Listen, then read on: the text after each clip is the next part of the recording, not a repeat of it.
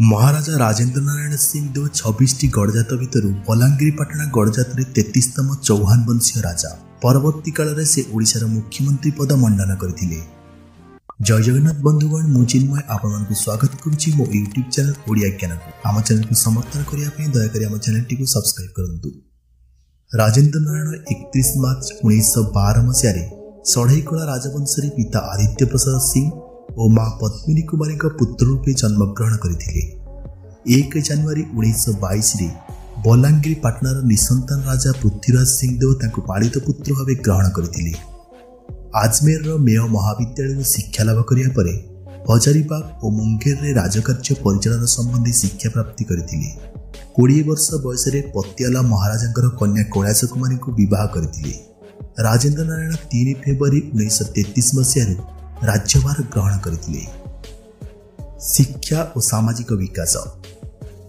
राजा हेबा परे तांकर मुख्य काम राज्यर समस्त जमीर बंदोबस्त, शिक्षार उन्नति पई गुरुत्व प्रदान और अनेक प्राथमिक और मध्य इंग्राजी विद्यालय स्थापन, टिटलागढ़ उच्च महाविद्यालय और 1944 बलांगीर महाविद्यालय जहाँ परवर्ती काल में राजेन्द्र कॉलेज नाम परिचित होइछि सेगुड़िक तांकरी प्रचेष्टा प्रसूत। 1946 बलांगीर शिक्षक तालीम केन्द्र स्थापन, मेधावी छात्र और हरिजन छात्र मानक स्वतंत्र वृत्ति प्रदान, अनेक पिलामानकर समस्त शिक्षा भार बहन करने सहित अन्नपूर्ण अनाथाश्रम गठन करथिले। सवर्ण असवर्ण भेदभाव दूर करने से गोटे स्कूल में सबु जातिर पिला पढ़े बोली राजादेश जारी करने सहित हरिजन पिलामानंकु उच्च जातिर सांगिया व्यवहार करने को अनुमति देथिले। सांस्कृतिक प्रेम। कलार अभिवृद्धि पर कौशल कलामंडल नामक संस्था गठन करथिले। चतुरंग नामक साहित्य पत्रिका तांकरी प्रच्छन्न अनुदान कलामंडल मुखपत्र रूपे प्रकाश पाइथिला। यह छड़ा से घोषणा नामक पत्रिका राजदरबार तरफ प्रकाश करथिले। तांको राजउआस भितर थिला एक समृद्ध पुस्तकालय जेउथिरे भारतीय और विदेशी भाषार अनेक पुस्तक रहिथिला। तांको अंते राजेन्द्र कॉलेज पुस्तकालय एही पुस्तक गुड़िक प्रदान करा जायतिला। पुरातन ऐतिह्यर सुरक्षा पाई से प्रत्नतत्व विभाग और ऐतिहासिक अनुसंधान सोसाइटी नामक 2टी संस्था गठन करथिले। केदारनाथ महापात्र और पूर्णचंद्र रत्न परी ऐतिहासिक तांको पृष्ठपोषकता लाभ करथिले। महिला सशक्तिकरण। नारी मानक भितरे जागरण पाई से बलांगीर रे एक महिला क्लब स्थापन करथिले। नारी मानक पाई चिकित्सा को सहज सुलभ करने पाई से मातृमंगल केन्द्र स्थापन करथिले, जहाँ तांको पत्नी कैलाश कुमारी देवी उद्घाटन करथिले।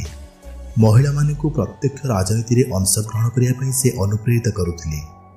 तांको द्वारा प्रभावित होई तांको भौणी ढेंकानाल राणी रत्नप्रभा देवी और तिगिरिया राजमाता रासमंजरी देवी प्रत्यक्ष राजनीति रे जोग देथिले। स्वास्थ्य व्यवस्था रे सुधार। प्रजा मानक स्वास्थ्यर सुविधा पाई से अनेक स्वास्थ्य केन्द्र स्थापन करथिले। बलांगीर चिकित्सा केन्द्र प्रथम करी रंजन रश्मि स्थापन करा जायथि। स्वाधीनता पर यह कटक को स्थानांतरित हो जाइथिला। सेठारे अभिज्ञ चिकित्सक को नियोजित करने सहित बलांगीर एक आयुर्वेदिक चिकित्सालय मध्य स्थापन करा जायथिला। रामकृष्ण परमहंस सहधर्मिणी शारदा देवी नाम अनुसार यह चिकित्सालय नाम शारदेश्वरी रखा जायथिला। बलांगीर सहर में एक गोपालन केन्द्र स्थापन करने सहित सेठारे उन्नत गो महिषादी पालन व्यवस्था कराइथिले। धार्मिकता और समाज संस्कार। से जने धर्मप्राण मनीष थिले। निज मां किशोरी मोहन देवी स्मृति रे से राजप्रसाद भितर 2टी पुष्करणी मझिरे नीलकंठेश्वर मंदिर और श्री रघुनाथ मंदिर स्थापन कराइथिले। से 1939 7 दिनिया विष्णु महायज्ञ कराइथिले।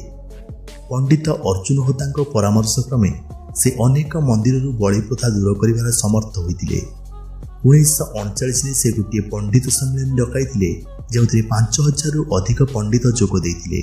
बाल्य विवाह प्रथार उच्छेद और विधवा विवाह प्रचलन पाई जनजागृति सृष्टि करथिले। प्रति शनिवार और बुधवार दिन जे केही प्रजा राजप्रसाद को जाई तांकु निज दुख जणाई पारुथिला। 1936 मसीह निज जन्मदिन अवसर रे से बेठी और बेकारी प्रथा प्रजा मानक ऊपर उठाई देथिले। निर्मल शासन। बलांगीर पाटना गड़जात से समय एक स्वतंत्र विचार व्यवस्था रहिथिला। 3 जन विज्ञ विचारपति को नहीं बलांगीर एक उच्च न्यायालय काम करुथिला, जहाँ से समय अन्य कौनसी प्रांतीय राज्य विरल थिला। कृषि विकास। 1939 ଫେବୃଆରୀ 26 ତାରିଖରୁ 10 ଦିନ ପର୍ଯ୍ୟନ୍ତ କୃଷିଜାତ ପଦାର୍ଥ ଓ ଗୃହପାଳିତ ପଶୁମାନଙ୍କର ଏକ ପ୍ରଦର୍ଶନୀ ବଲାଙ୍ଗୀରରେ ଆୟୋଜନ କରିଥିଲେ। କୃଷିର ଉନ୍ନତି ପାଇଁ ଜଳସେଚନ ବ୍ୟବସ୍ଥାରେ ସୁଧାର କରିବା ସହିତ କୁଟୀର ଶିଳ୍ପର ଉନ୍ନତି ପାଇଁ ଅଭିଜ୍ଞ ଶିଳ୍ପୀ ଓ ତାଲିମଦାତାକୁ ଅଣାଇ ସେ ଲୋକମାନଙ୍କୁ ପ୍ରଶିକ୍ଷିତ କରାଇଥିଲେ। କ୍ରୀଡ଼ା ପ୍ରତି ତାଙ୍କ ପ୍ରେମର ନିଦର୍ଶନ ସ୍ୱରୂପ ରମାଇ ଫୁଟବଲ ଟୁର୍ଣ୍ଣାମେଣ୍ଟ ଆୟୋଜନ କରିଥିଲେ। ସେ ନିଜେ ଟାଉନ୍ ଟିମ୍ରେ ଖେଳୁଥିଲେ। ଅନ୍ୟମାନଙ୍କ ସହ ମିଶି ଖେଳିବାକୁ ସେ କେବେ କୁଣ୍ଠାବୋଧ କରୁନଥିଲେ। ପ୍ରଫେସର CRT ନାଇଡୁ ତାଙ୍କୁ ଯୋଗ ଓ ପ୍ରାଣାୟାମ ଶିକ୍ଷା ଦେଉଥିଲେ। ପାରଦର୍ଶୀ ବ୍ୟକ୍ତିତ୍ୱ। ତାଙ୍କ ସୁଶାସନ ପାଇଁ ଅନ୍ୟାନ୍ୟ ଗଡ଼ଜାତିରେ ପ୍ରଜା ଆନ୍ଦୋଳନ ହୋଇଥିଲା ବେଳେ ତାଙ୍କ ରାଜ୍ୟରେ ଶାନ୍ତି ଥିଲା।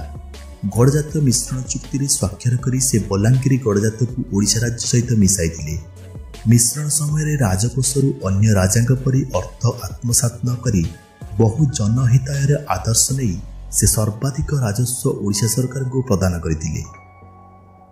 ରାଜନୀତିରେ ଯୋଗଦାନ ଓ ଶେଷ ଜୀବନ।